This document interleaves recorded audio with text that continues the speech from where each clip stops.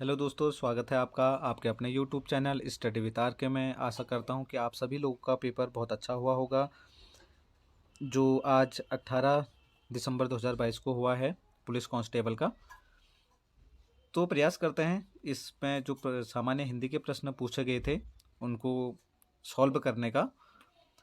शायद यह वीडियो आपके लिए हेल्पफुल होगी जिससे आप लोग अपना आंसर की मिला सकते हैं। तो शुरू करते हैं। तो पहला प्रश्न है, कबीर निम्नलिखित शाखा के प्रतिनिधि कवि हैं? तो इसका सही उत्तर है ऑप्शन ए, प्रेमाश्रयी। दूसरा प्रश्न है, श्री कृष्ण गीतावली के रचयिता हैं? इसका सही उत्तर है ऑप्शन सी, तुलसीदास। बढ़ते हैं तीसरे प्रश्न की ओर। कर्मभूमि के लेखक का नाम है? तो कर्मभूमि, गोदान, ये सभी रचनाएं मुंशी प्रेमचंद्र जी की हैं। अगला प्रश्न है, हिम किरीटिनी के रचयिता का नाम क्या है? माखनलाल चतुर्वेदी, इनकी रचना है हिम किरीटिनी।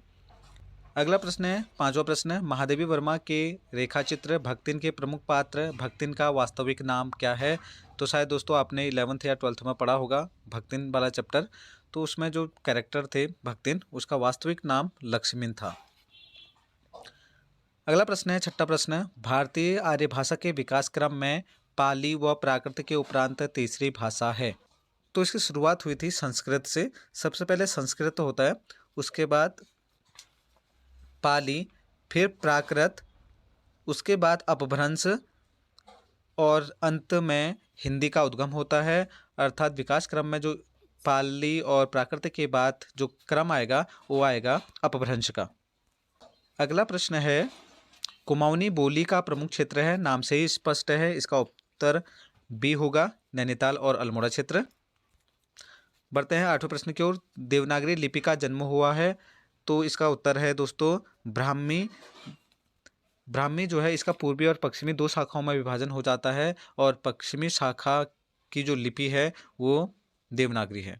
नौवां प्रश्न, जब लिखने से कोई अंश छूट जाता है तो उसे प्रदर्शित करने के लिए कौन सा चिन्ह प्रयुक्त होता है?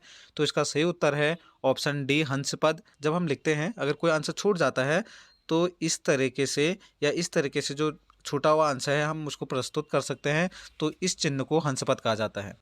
अगला प्रश्न है, 10वां प्रश्न, भाषा की सबसे छोटी ध्वनि इकाई जिसके खंड न किया जा सके? तो दोस्तों उसको कहा जाता है वर्ण या साउंड या ध्वनि। पढ़ते हैं 11वें प्रश्न की ओर। अंतिम शब्द में कौन सा प्रत्यय है? जो प्रत्यय है दोस्तों वो शब्द के अंत में जुड़ते हैं जबकि उपसर्ग शब्दों के आगे से जुड़ते हैं। तो अंतिम में जो है इम प्रत्यय है, अंत प्लस इम जो है मिलकर अंतिम बना, तो इसका उत्तर बी सही है। अगला प्रश्न है दोस्तों, निम्नलिखित में स्त्रीलिंग शब्द है? तो इसका उत्तर आप इस आधार पर निकाल सकते हैं कि जो ई कारांत शब्द होते हैं अधिकांशतः वो स्त्रीलिंग होते हैं, तो इसका उत्तर बी होगा। भारत में नदियों का नाम की बात करें तो नदियां जो हैं स्त्रीलिंग में अमूमन उनको गिना जाता है, जैसे गंगा, यमुना। हो सकता है इसका उत्तर चंबल भी हो सकता है।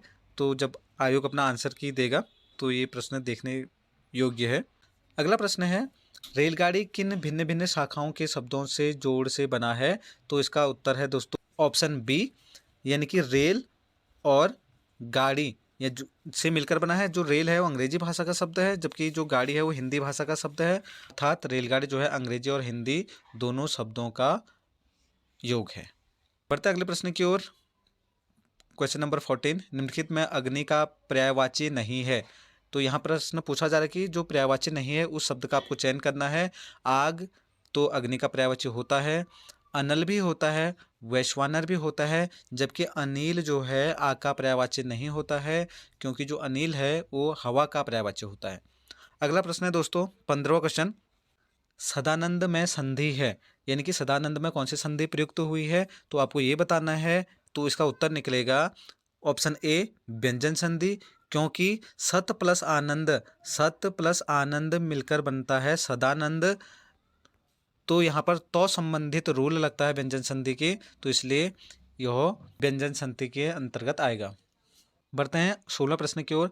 आपकी यात्रा मंगलमय हो किस प्रकार का वाक्य है? तो दोस्तों यह है इच्छावाचक वाक्य, क्योंकि आशीष शुभकामनाएं जो है वो इच्छावाचक वाक्य के अंतर्गत शामिल होते हैं। अगला प्रश्न है 17वां प्रश्न, आकाश के तारे तोड़ लाना मुहावरे का अर्थ है? तो इसका सही उत्तर है ऑप्शन ए, बहुत बड़ा या असंभव कार्य करना। अगला है 18वां प्रश्न, टिप्पण की भाषा होनी चाहिए। तो इसका सही उत्तर है वस्तु प्रधान होना चाहिए, क्योंकि जिस संदर्भ में हम नोट लिख रहे हैं तो वह उसी विषय वस्तु पर आधारित होना चाहिए जिस विषय वस्तु के बारे में हम उसको लिख रहे हैं।